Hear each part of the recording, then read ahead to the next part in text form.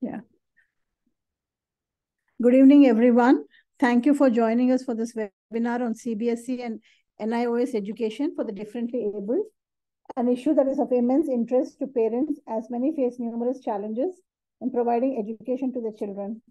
We are honored to have with us today Deepthy Satyanathan and Jyotsna, both of whom have many years of experience as special educators for the differently abled. Deepthy is a passionate individual who cherishes children, science, and the journey of learning. She commenced her career as a scientist at Biocon, where she contributed to pioneering research and embraced the world of life sciences with zeal. Later, she expanded her horizons by earning a B.Ed degree in special education, transitioning into the role of a special educator. As a special educator, Deepthy creates an inclusive and engaging learning environment for her students, infusing her love for science and research into her teaching. She firmly believes that education is a lifelong voyage, inspiring her students to relish the wonders of discovery and personal growth. Currently, Deepthy is the HOD of the Special Education Department at the Samhita Academy.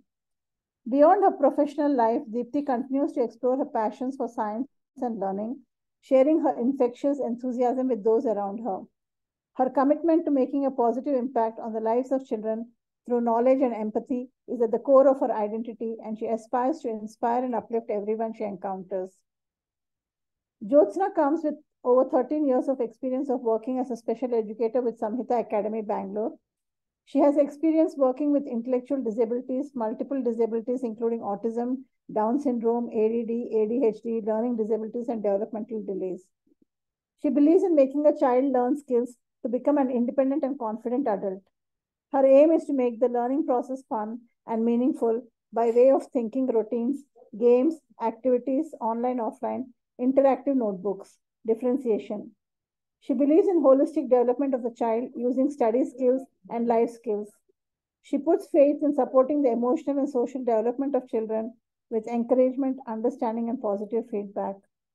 She has a diploma in special learning disabilities from KPA-MRC, a diploma in software application engineering, and NTT from Easterlands Education Center. Over to you both, ma'am.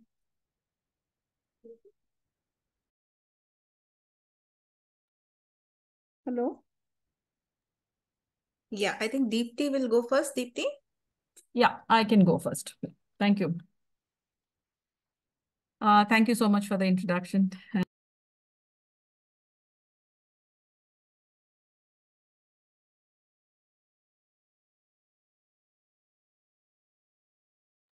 I can't hear you, Deepthy.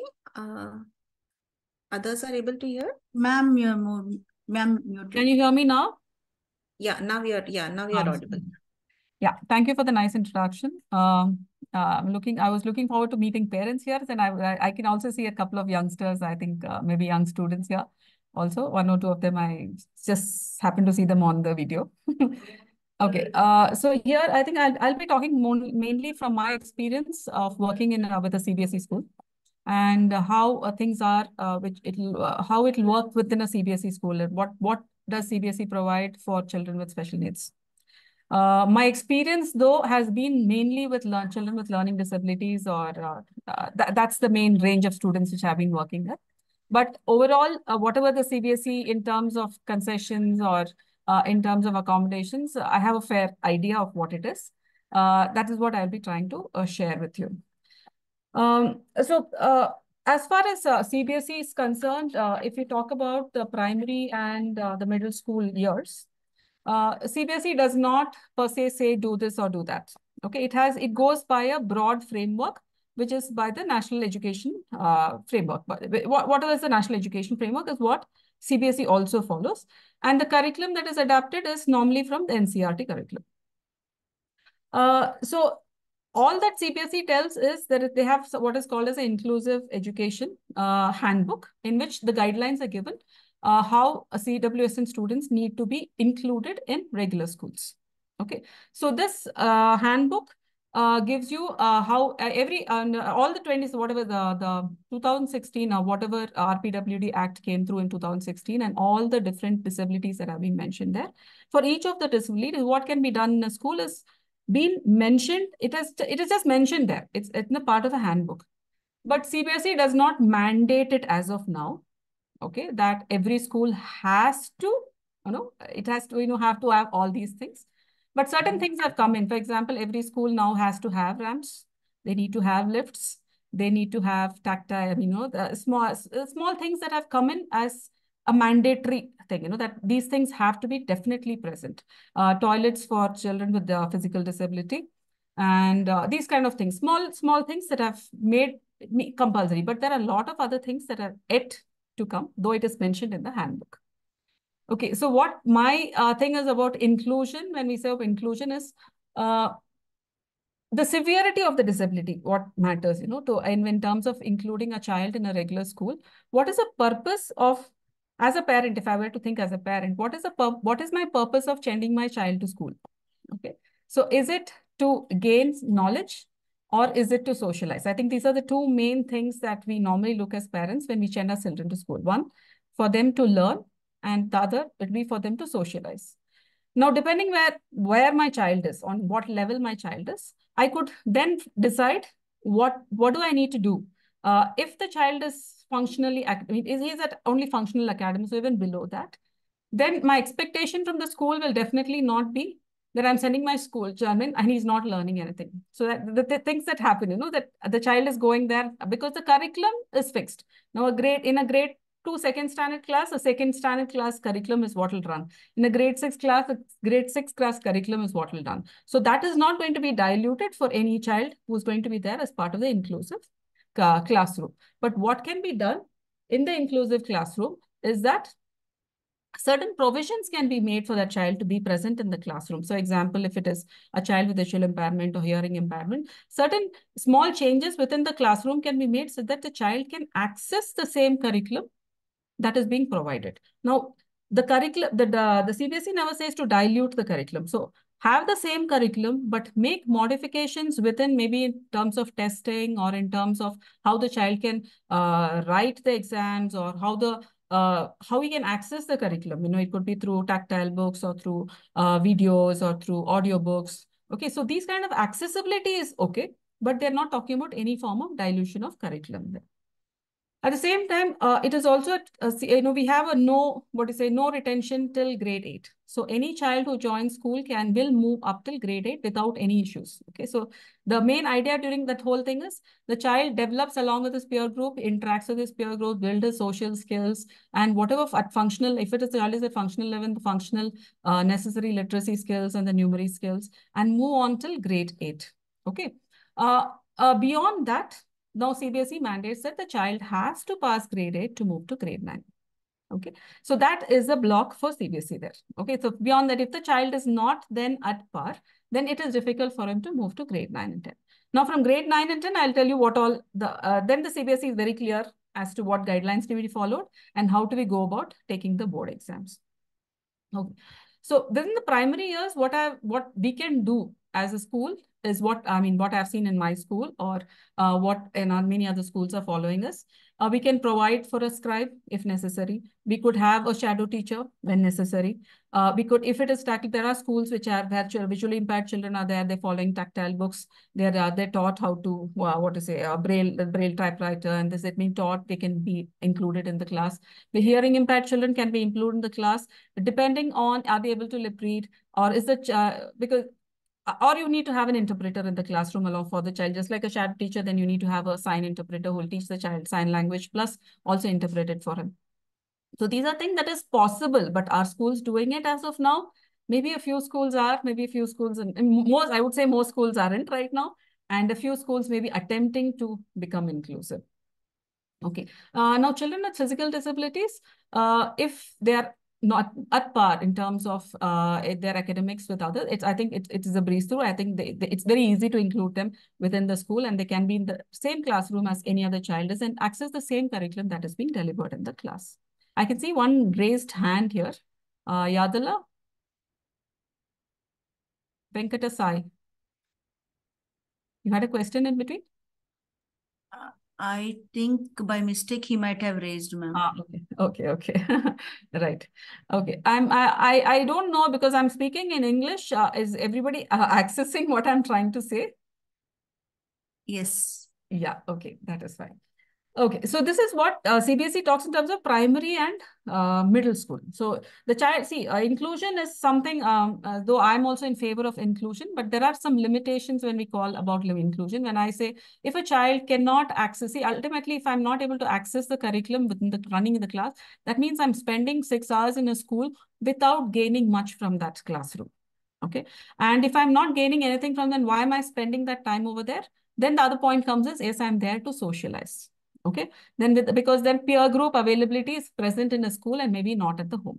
So if I'm there only to socialize, then that is the kind of conversation then we should have with the school, the teachers, the management and all that. My child is here, not mainly for academics, but the academics will happen side by side, maybe with a special educator inside, at least to functional level. But I'm there so that the child socializes. That means that kind of a social environment learning needs to be created for that child so that he can become more social in it. And the the peers need to be sensitized for that. And so that the child has that kind of social, what to say, where he can mix with other students and feel, feel he's a part of the class. He feels a part of the, but honestly speaking, even in any classroom, you can see that even children, I don't blame children because children are children after all.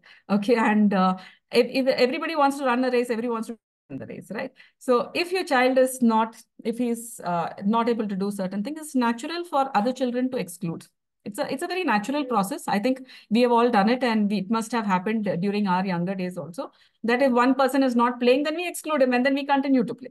Okay, so it's a natural process among children also, but that also can be turned around to some extent by constant sensitization of the children in the classroom, by having conversations with them and with having very open conversations about how children feel and what will happen, putting them in their places and developing things of empathy within the child, within the children, within the classroom, so that they accept every child in that classroom. Now, it is a possibility because we are doing a lot of that within our school also, and we have regular conversations.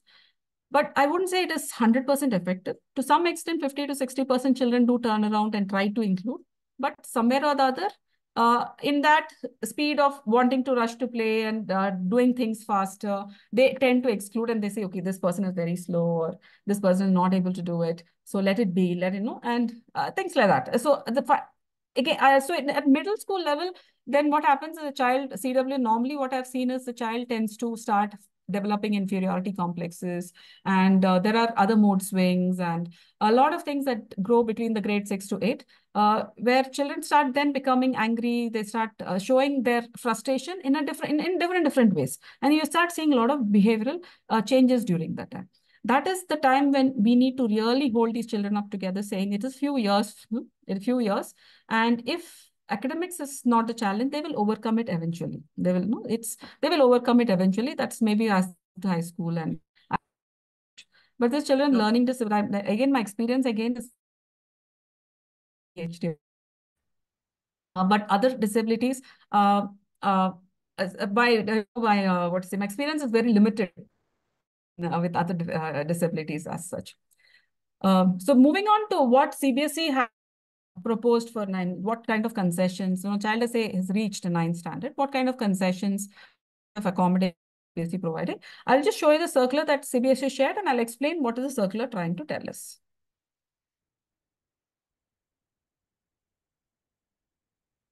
So this is the circular. I hope this is visible to everyone.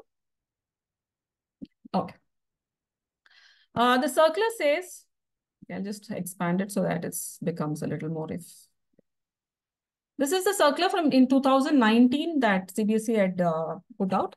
If for anyone who wants to, it's 12th April 2019, the circular had come out. This is the main circular. After that, in 2021, there was just an addition to it, but this is the main circular.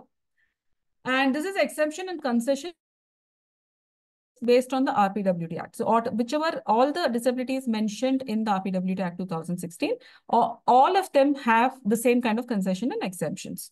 Okay. So this was put out because a lot of schools were not providing their students the concession that the students needed. They were not even aware. Students were not aware. The parents were not aware. Schools were also not aware. So this circular came into place in 2019. And I think after this, a lot of schools have started giving the students their concessions. Okay. So what does the exemption say? First is your medical certificate. So if I'm a student with a special need, then I need to get a medical certificate from a specific authority. Now, who is this authority? The authority can be they are medical superintendents of any government hospital, okay, or it can be issued at state level. Like, for example, you have the Spastic Society of India, or you have the Institute of Speech and Hearing so all these major institutes like NIMHANS, Institute of Speech and Hearing, or all the major, like even AIMS at Delhi, or I don't know the other places, okay? I can only tell from Karnataka. So in Karnataka, we have Institute of Speech and Hearing. We have Spastic Society of Karnataka. And we have other NGOs or even hospitals where people are basically RCI certified. Okay, 1 second, please.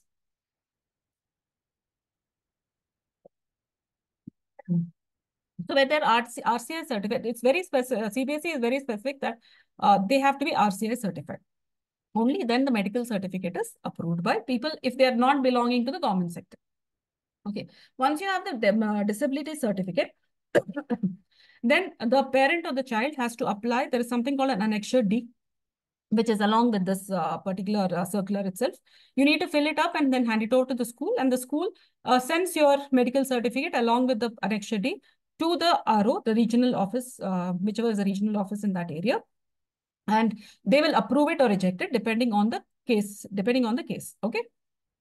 So what are the different facilities that CBSE has given? One, okay, scribe. The scribe, okay, one is a scribe, another is compensatory time. All students with disabilities get a compensatory time of half an hour for every 1.5 hour duration paper. Okay, if it is a 1.5 hour duration, you get half an hour. If it's a 3 hour paper, then you get 1 hour. So normally in your board exams, it is a 3 hour paper. So you get an additional 1 hour to write your paper. This is standard for all the disabilities, okay, or whichever category that we are taking. Then appointment of scribe. For those students who cannot write on their own, then we have the option of having a scribe. Now the scribe, the student can choose for himself, or the board will provide the scribe. Okay. Now, if the board is providing the scribe, they have some regulations. According to them, they have to be matriculation passed. That means they have to be 10th standard passed. Only that person can become a scribe if the board is providing a scribe. And also, the board also gives them a certain amount of money to come and scribe for you. Okay. Now, if I am providing a scribe for myself, for example, I have a student of CWC and I am providing a scribe for myself, then the rule says that the scribe needs to be 1 level younger or grade wise. If I'm in 10th standard, then a 9th standard student or an 8th standard student can scribe for me, but cannot be a 10th standard or 11th standard student. Okay. So that is the qualification of the scribe as far as CBSE is concerned. Now, again, you can have different scribes for different subjects. Okay, if you want to have, say, today I have somebody else is writing, tomorrow another person isn't, that is possibility in CBSE. But you cannot have 2 scribes on the same day writing the paper. Okay, so that is the only thing that they have said. You can have different day scribes. Okay. Now, normally students with scribes, they are given a separate room, and there is normally another supervisor, an attendant supervisor who's an invigilator will be there to monitor this examination process. Okay. Next. Okay, other general facilities that they provided us, all students, for example, students with learning disabilities who are going from a school, they all they're kept in a separate room. So in any board exam, if they're in different schools, their separate room is provided for these students, and these students take the exam in that room where extra 60 minutes is provided. Now, the papers of these students are packed separately, they're marked and sent to the RO separately for correction. So what's the benefit of this? So normally we know the student has a learning disability, or say he's dyslexia or dyscalculia or whatever might be the disability. Then what happens is the people are correcting are also aware of this disability and will definitely have that empathy, when you are correcting the paper. And because CBSE does not give spelling, as such has not mentioned there is a spelling concession, or there is but from what I have noticed, I think they overcome, because the way my students have scored, I can only say that definitely the people who are sitting there are considerate of the students' needs, and hence they correct it according to that. Okay. Okay. Now, the use of calculator is not permitted is what they've written here. But there is an amendment. That's what I said in 2021. There was an amendment. The use of calculator is now allowed for students with math difficulties. So it has to be mentioned in your medical certificate. The child has dyscalculia. Then calculator usage is allowed for such a student in the math paper. Okay. Computer has been allowed from the last 4 years. Computer students are allowed to take exams through their computer also. They can type their answers. That is one thing. The one is they can type their answers. They can get the, read to text and have their question paper read out to them. Or they can also use it just for magnifying their question paper. Okay, if some students have some visual problem, they can use it as the magnifying. But apart from that, for low vision students, CBSE provides enlarged font question paper. Okay, for such students. Okay. And the computer that you'll be carrying for the test will be thoroughly examined by the the invigilator, the center superintendent, the person, and he will allow it only after the press, because you need to have only what the lines appearing. Okay, you need to have only because sir, you cannot have anything. So it has to be a very clean one. Which will have only your basic needs that are, for example, if you're typing, then you have to have your word and the basic. There's nothing else that will be, everything else will be deleted, and laptop when you go to examination center.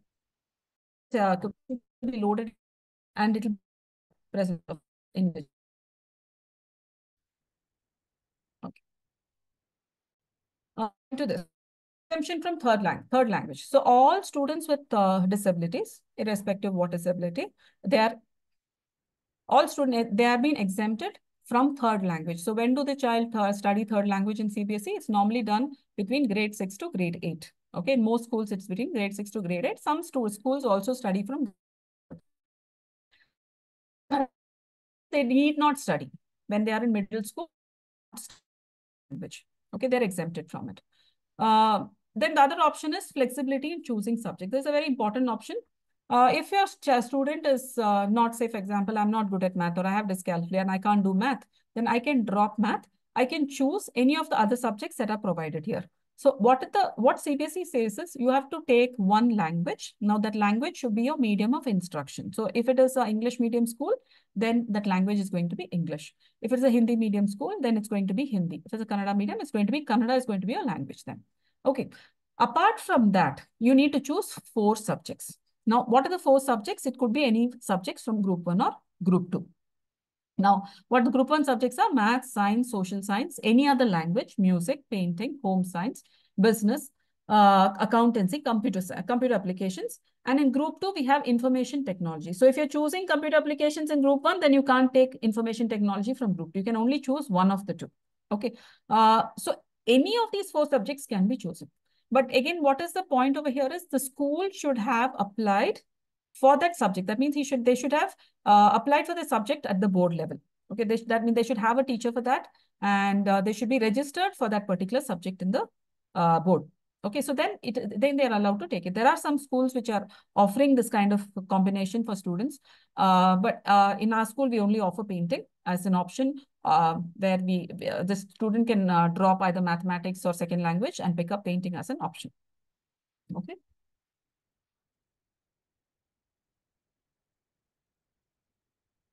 Yeah.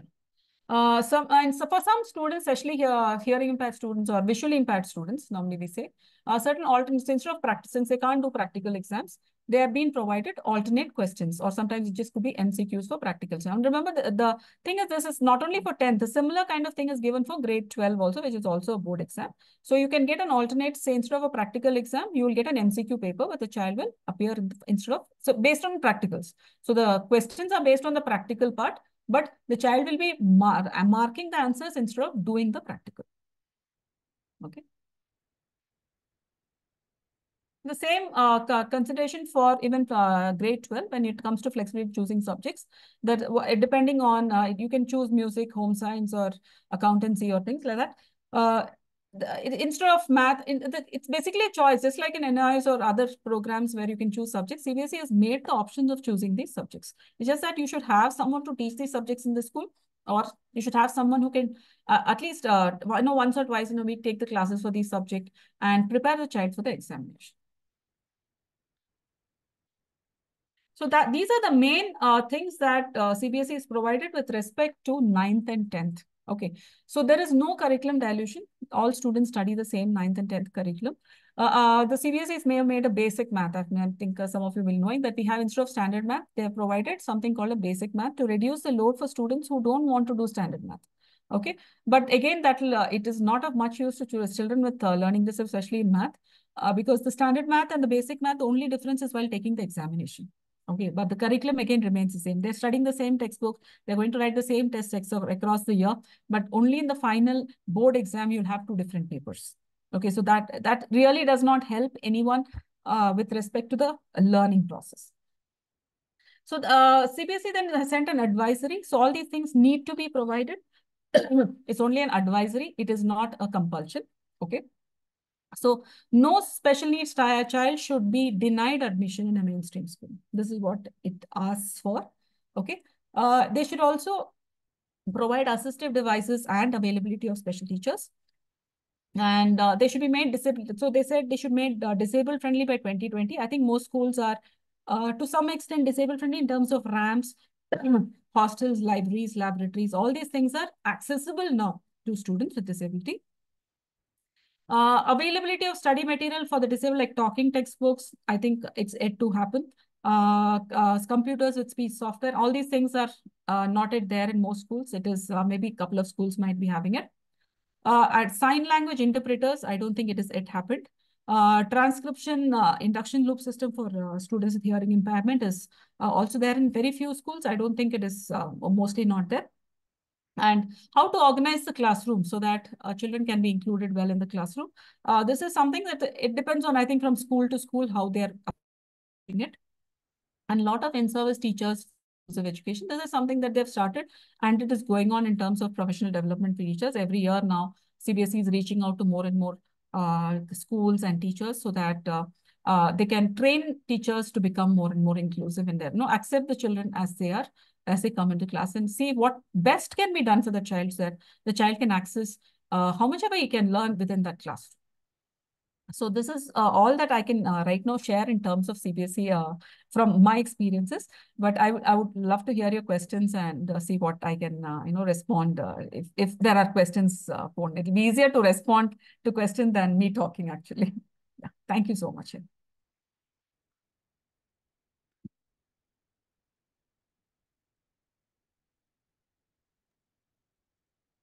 Hello, Deepthi ma'am. Yes, ma'am. Thank you. Thank you for this details. I have one doubt. In the initial talk, you mentioned about medical certificate. In spite of having the disability certificate, it is mandatory to have a medical certificate also to join in CBSE. No, ma'am. What you're talking about disability certificate is the medical certificate. So it depends on where you have got that from. If it is from any known organizations like if it's a government hospital, for example, for more physical disabilities, I think it is done from normally a government hospital, and that is good enough. That is fine. Okay, for children with learning disabilities, normally in Bangalore, we do it from either from Nios or Spastic or any clinical psychologist, RCI certified clinical psychologist. We get a certificate that is good enough for children with learning disabilities. Thank you, ma'am. Thank you. Anybody else? Yeah, anyone, if you're having questions related to CBSE, madam will be able to answer. If not, we'll ask Jyotsna ma'am to talk about the Nios system. If you have any questions in between, please put them in the chat box or raise your hand after Jyotsna ma'am's session.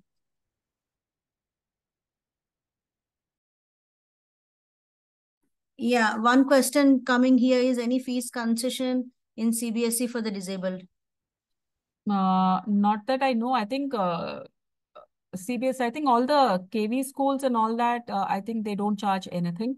But with the private schools, I have not heard of any concession so far. I don't think it is there.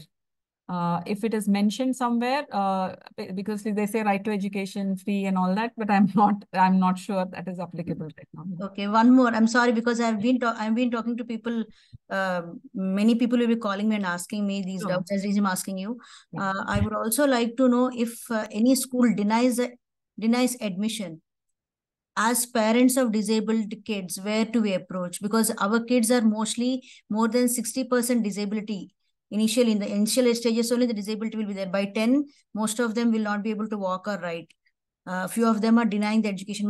For my own kid, admission was denied when he was 4 years back in a private Cbse school. I just wanted to know what the parent should do. Yeah. Since you're also a parent, I can see a school. When I say no, if I'm talking from the perspective of a school, if I give admission, see, I should be in a position to cater to the child for whom I'm giving admission. Correct? Okay. So if I'm giving admission to a child, and if I feel that child will not be able to access what is being taught in the school, then would it be fair for me to give admission is one question. Okay. Now, assuming that I did give admission and the child is attending school, then will the child, I don't know, will the child's emotional levels, will the child's learning levels be met in the school is the second question. Okay. So looking at from all perspectives as a parent, the only thing I can do as a parent when I have child with this, what is the best approach for my child? Now, is it going to a school, um, sitting there 6 hours? So because I've seen children who have come to my school and we have given admission and the children were there all day. They're happy because they're playing but are they learning? They're not catching that because learning levels are happening at a very different level from the child's level. Now, child is at grade 2 level. He's sitting in a class which is at grade 7 level and he's not accessing anything that is happening in that class. Okay. So then is it, as a parent, should I then continue to keep my child at the level where he's not gaining anything, but at the same time, his confidence breaks, and he develops behaviors which are not appropriate. So what is then the best role that I can do as a parent? Then the best thing is, are there other ways and means that I can ensure that my child learns? And today with homeschooling and with Nios and with so many other smaller centers, is that a better option then? Is something that I as a parent can think about. No, but then if I feel that no, I want my child to go to a school, I want him to spend time with the school, then you need to have the same conversation with the school there saying, my expectations are these from the school. Is it possible? Okay, so I had a parent who had come in our school and said, this is my child's IQ is low. I know he cannot catch, but I want him to socialize. So we said, okay, fine. Then we are giving you admission, but this is the condition. Your child will not catch up. Please don't be worried with the ease on his marks card in that case, because we don't want you to be worried nor the child to be worried. If he's here to socialize, then he's here to socialize. That is what we need to take care of. Okay. So if we are clear from all perspectives as to what is that we really want for our child, I think then we can decide in a better way rather than look at policies and say, okay, inclusive education, so I need to put my child there and the school has to give me admission. Okay. And I will not accept anything else beyond that. So I don't know if I'm answering your question, ma'am. No? Yeah, actually, when we approached and when we informed them saying that he's a special child, sorry, ma'am, there is no admission for special children. That's the answer we got. So that I think kind of rude need not be there. Why the admission is denied or the child needs to be there is a conversation that the school not ideally school can deny admission. On what grounds are we denying or giving admission is something that as parents we can have open conversation, and as a school also should be very conversation.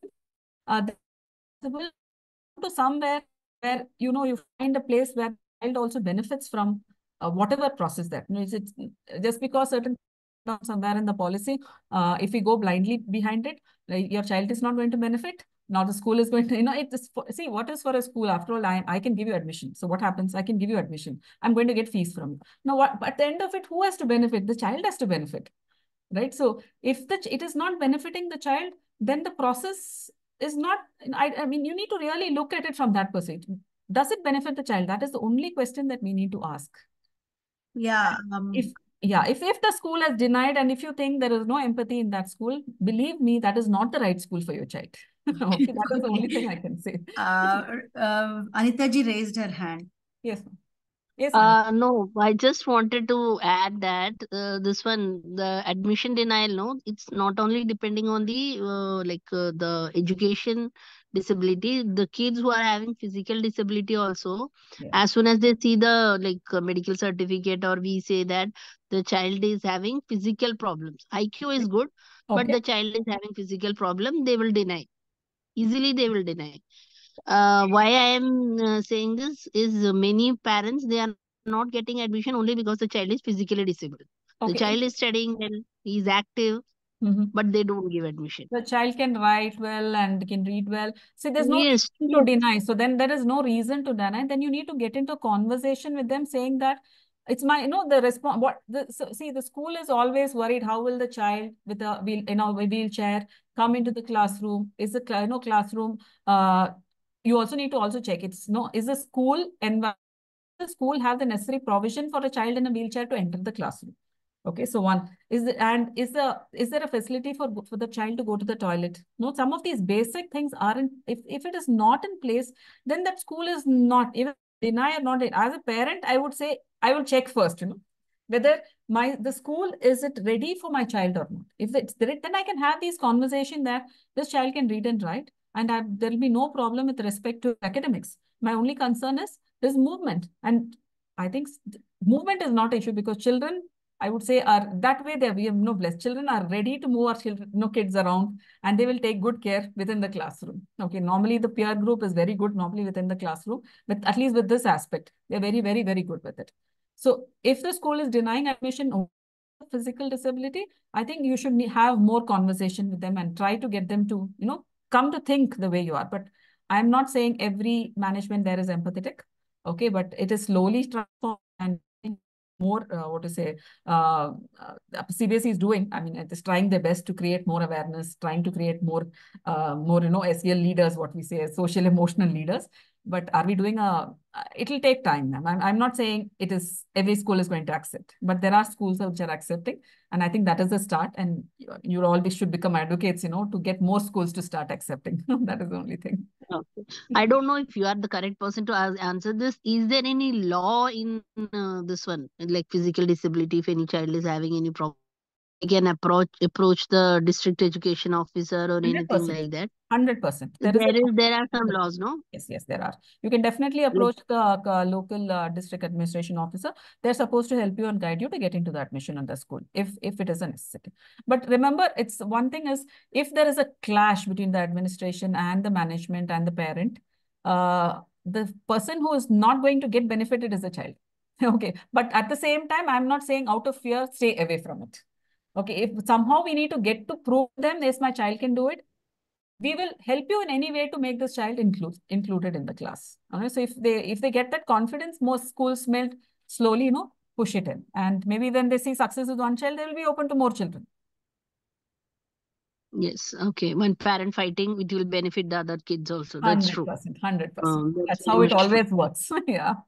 Yes, very much true. No, because now we are in Muscat. First Yeah. we were in Dubai, then I was in India. Now I have shifted to Muscat. So Right. what is there is the school which my son is going now, they already have a DMD kid. So that mother, when I spoke to the mother, she said, we got these facilities only because we were fighting 1 year full. Correct. 1 year we were behind them. So then they gave all the facilities. So it's easier for us now. We don't have to say anything. Like my son is getting language exceptions, lab exceptions. He's writing the exam in laptop. All that we don't have to educate them. They already know it because that mother fought. Exactly. So that is why the parent's role becomes very, very critical here. And the parent has to be behind until it happens. Okay. So that's what this information is important. Yes. That's what, ma'am.